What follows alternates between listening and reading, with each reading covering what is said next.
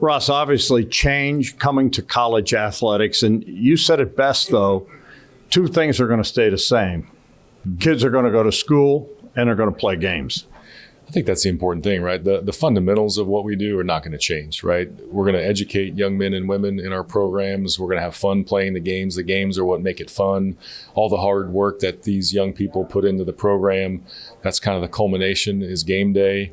But everything in between, like we talked about, is all changing. And so we have to adapt. We have to evolve. There's legal things in our forefront, all those things. So just the ability to be at Ohio State, to be on the leading edge of all of this. We're always going to be on the right side of the equation, for sure. But all these changes are just, they're monumental. There's no other way to say it other than this is transformational, monumental, just a new day in college athletics. All right, help us understand for the average fan out there, the Haas settlement allows colleges now to pay $20.5 million. Mm-hmm. You're going to give $18 million to 4 sports, football, men's and women's basketball, women's volleyball. Mm-hmm. Explain to the fans how that will work. How will those kids get paid, I guess? Yeah, I mean, you laid it out perfectly. And so we'll have it's a revenue share cap based on institutional NIL that we will basically be allowed to pay them directly above and beyond their scholarship.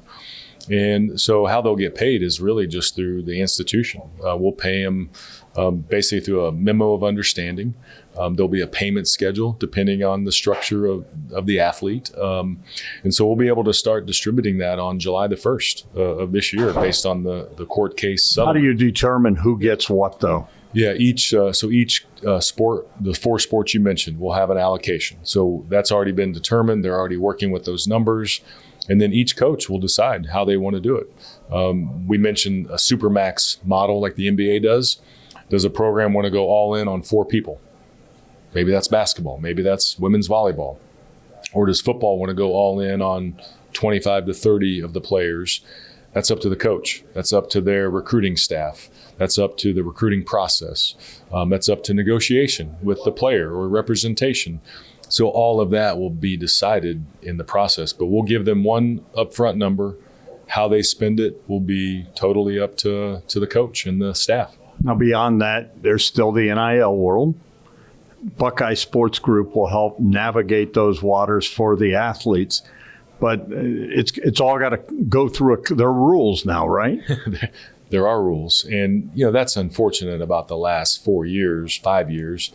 Is that there really hasn't been a whole lot of oversight. And it's led to a lot of false markets. It's led to the collective world kind of being, somewhat out of control. We don't mind anybody receiving, fair compensation. But what this will do, Buckeye Sports Group, the important message really to people in Columbus, people in Ohio, is if you own a business and you want to promote through Ohio State athletics, we have the perfect setup. We have a lot of businesses already doing that. But in this new world, they can actually take an athlete profile and say, they can help grow my business. They can help do a commercial. They can help make an appearance. We've seen some of that in different spots, but outside of the revenue share that they'll get from the institution, this is the way for donors, this is the way for businesses to engage with our athletes really like never before. And we'll be able to promote our female athletes because the collective world has been male dominated. We'll be able to promote our female athletes like never before, and that's part of what we have to do anyway. And so it just creates a whole new world that I think businesses will enjoy, athletes will enjoy, and it provides them with resources and the opportunity to expose themselves. We're standing in front of the college game day wall right here. This is what Buckeye Nation is all about, is we have the biggest platform, and so this allows us to maximize that. How will it work, I guess, and you said it best when you came here, football's king. How will it work? Is there going to be rules as far as like how much a superstar player in college can make now? So as far as the institutional payment, that'll be up, again, to the coaching staff. That'll be up to that conversation. As far as third-party NIL, there's not a cap. However, each deal, so they do a deal with, Huntington Bank is a great partner here in Columbus. If they do a deal with Huntington Bank, they will submit a contract and they'll say, I have to make 10 appearances and in exchange, I get X amount of dollars. That will have to go through a clearinghouse and they'll look at Okay, how many social media followers does that athlete have? How good of a player are they? What's the profile of the Ohio State program? How many times are we on TV? What's the viewer? There'll be a ton of metrics, and they'll say, okay, that deal's worth that amount. Or they'll say, hey, that deal is worth a range of compensation that's maybe less. Sometimes it may come back and say it's more. And then the athlete can go back and have some data to renegotiate. And then if it's less, the athlete will have a choice. They can resubmit the deal, or they can go through an arbitration process and they can kind of argue it out with an arbitrator. So we've never had that system. We've never lived in that world, especially the last 4 years. We've never lived in that world in the history of college athletics. So all of this is new. We have to educate our athletes. There's a lot to learn, but that's really how the process is going to unfold. You know, Charlie Baker, who heads up the NCAA, said the future looks better with choices versus bankruptcy. And that's where this was heading. Yeah, because if you would not have settled, and if you would have only looked at the back damages, what happens in antitrust cases, again, I'm not an attorney, but there's a lot of legal stuff in here, is that once a damage number is set, it gets tripled. So if you would have went to court and lost, and the damages would have been $2.8 billion, in that process, it would have been tripled. So that would have led to the bankruptcy conversation. That would have led to a lot of sports being eliminated. That may have led to the NCAA, going bankrupt. That may have led to universities like having to shut down. I mean, we're seeing a lot of challenges in higher ed outside of athletics from a funding model standpoint. If the institutions had to pay this back damage money of $6, $7, $8 billion, would have been a whole different environment. So this provides us clarity by settling this lawsuit. 36 sports at Ohio State, and you were very clear that's not going anywhere. There's going to be 36 sports. That's important. That's not only a point of pride, but it's the right thing to do. It supports a broad-based, excellence, program for our athletes. Look, there's legal things that would be really, really challenging if we wanted to go down that path. So just a lot of analysis that went into that. A lot of this started before I got here. Our board has been supportive. President Carter has been supportive that we want to maintain a broad-based program. And so protecting 36, but again, how we spend our money can look different. That fundamental, how we started, go to class, play games.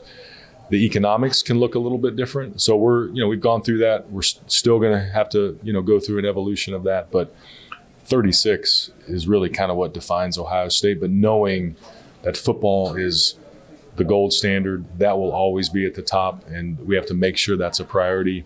And then that can funnel out to, the rest of our sports. You got a lot on your plate. And obviously, college football, everybody loves it. The playoff is 12. Are we going to 14? Are we going to 16, do you think? Look, I'm a proponent of expansion. Again, I think, these players walking the hallways around us, they want to play games. They want to play at the highest level. They want to compete for a championship. Again, we could probably be okay with a 14 playoff, and we're going to be okay.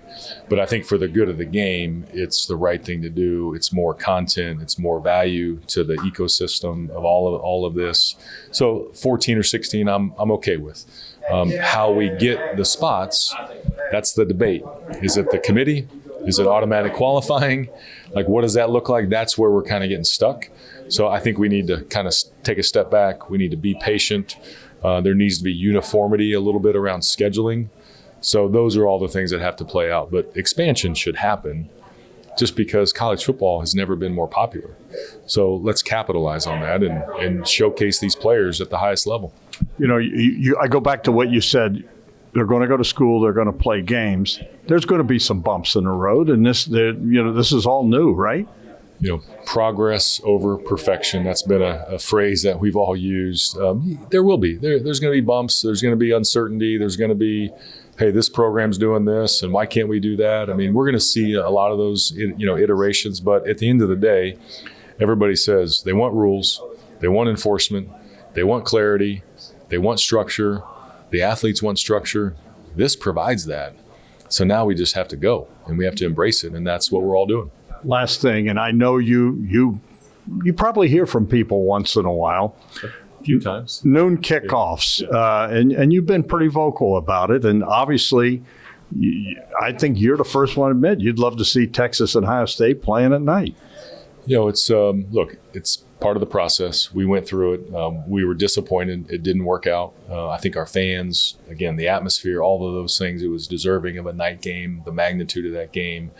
But again, the contracts are very rigid. So the flexibility is just not built in there. So can we get that into the future? But look, either way, it's going to be electric.